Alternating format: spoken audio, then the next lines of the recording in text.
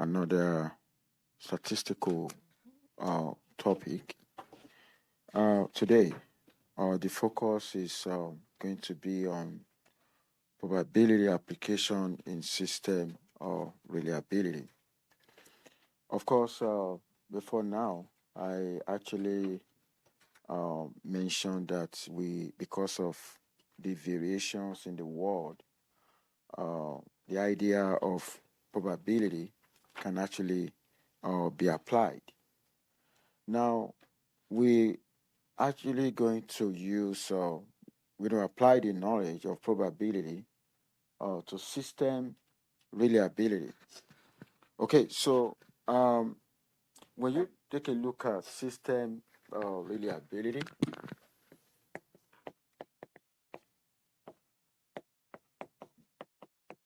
so when I say system reliability, of course, in a stochastic environment, in a probability space, we don't expect system to actually behave the same way. Okay, at times we could actually record some kind of abnormality. So system reliability actually means, the probability, okay, of a system, okay, to perform, the probability of a system to perform its function, okay, without failure, okay, for a given period,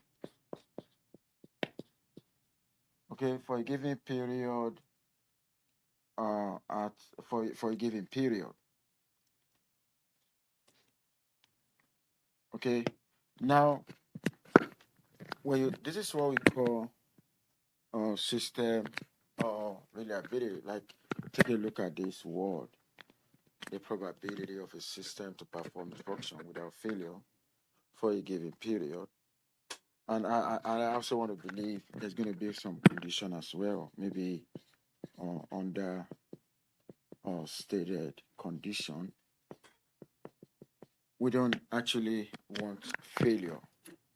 Okay, we don't want failure, and that is the reason why we need to be able to know how system uh, can be relied upon. Now, when you talk about, so that is what we call system reliability.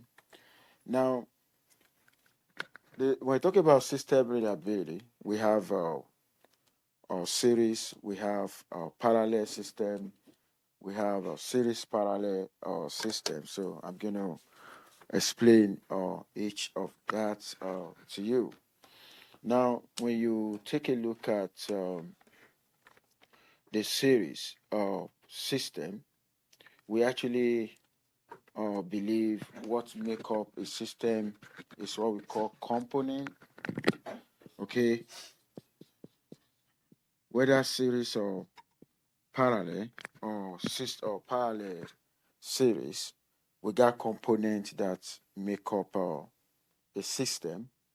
Now, under series connection, okay, we believe that if for system to be able to perform, okay, efficiently, okay, all components must be working.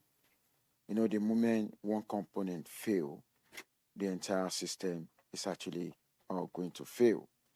Okay, so series connection. Okay, when you see something, I'm gonna draw you the picture right now. Okay, if you take a look at what I have here, okay, the components are connected end to end. Okay, and you know each of these, we actually want to know what is the reliability of this guy. So this actually represent reliability. Okay, so for this is series. Okay, this is series connection. So if I really want to know the overall reliability, okay, of this series, okay, we're actually going to apply the law of independence that we've done before. The law of independence requires, if you remember what we've done before, the probability, okay, of R1. Let me use R in this case.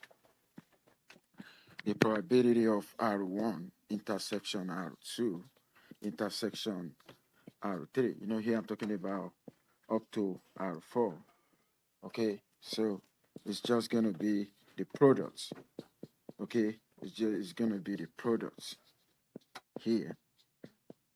It's actually going to be the product of all of that.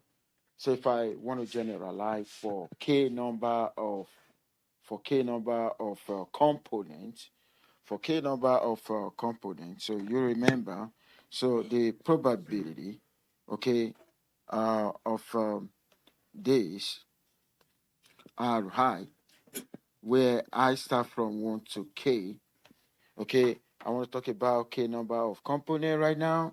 So this is going to be a pi I start from 1 to k r high. Take a look at that. It's a general one. So the idea of independence is actually applied to series connection. And let me tell you this. Um, the in series connection, there's possibility that the reliability of one of the components may even be greater than the overall reliability. Okay, so this is an example of a series connection. Now I'm gonna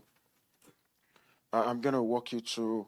I'm gonna give you the real life application of this of a series connection. Like I said, in a series connection, okay, in a series connection, okay, for system to work, okay, all the components has to be working. The moment one component fail, the entire system fail.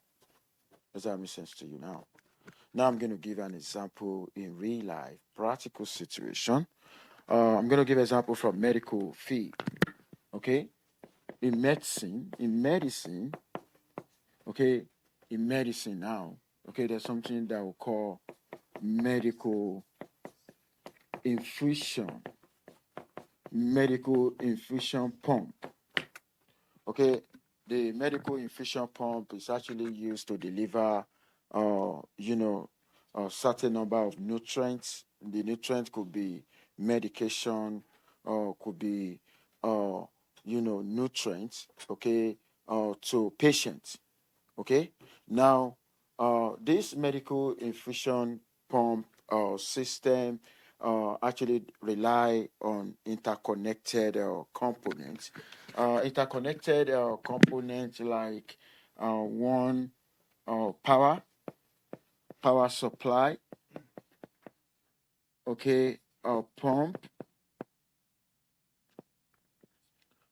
pump mechanism, okay, turbine, needle, okay, control units, okay. Now these are the components of this medical infusion pump. The medical infusion pump is actually a system, like I said, they use it in hospital to deliver uh, maybe a certain amount of fluid. Okay, imagine, for this to work properly, okay, all of this have to work. Imagine if this guy fails, okay, because the control units ensure that accurate number of dosage is actually delivered to the patient. So if this guy is not working very well, of course you're actually going to have inaccurate number of dosage, okay, that will be delivered to the patient, and that may be harmful to the patient, and at times it could lead to death. So Now, this is an example. This actually falls under, um, the series connection. Now, I'm gonna give another example of of a series connection.